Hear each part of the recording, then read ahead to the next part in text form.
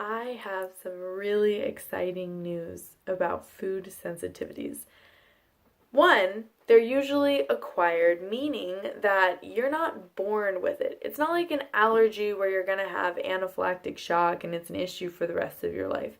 It really is a food sensitivity, which means that 80 to 90% of the foods that you're sensitive to, you are going to be able to start reincorporating into your diet. Now, why does it work like that? Essentially, what happens is we become sensitive to a food and we acquire it over a period of time. As we continue to use that or eat it in our day to day life, then the sensitivity stays. If we take it out of our diet and we start to let our body heal, then this amazing thing happens where all of a sudden we really aren't sensitive to it very much anymore. Now, even more than that, you're getting amazing results if you've been sticking to your diet and cutting out all of the foods that you're sensitive to within about 6 months. And the reason that that works is essentially because imagine credit cards and you have 5 different credit cards that are all just about maxed out. Now you're paying just enough on every single credit card and that's getting you through, but you have an extra $100 that you could spend on something.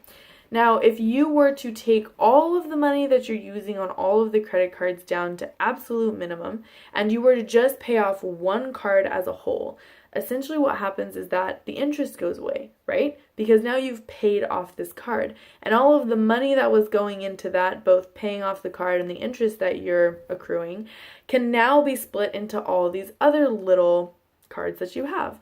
The same happens with symptoms. Once you take out one of the issues, which is going to be the food that you're ingesting, then you're going to allow your digestive system to actually start to heal itself really quickly.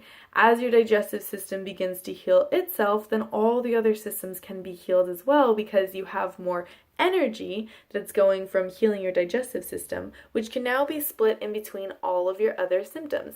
So things like fatigue, being tired in the middle of the day, not being able to go to sleep at night, having all different kinds of mood swings, brain fog, depression, even things like sinus infections and issues within your skin.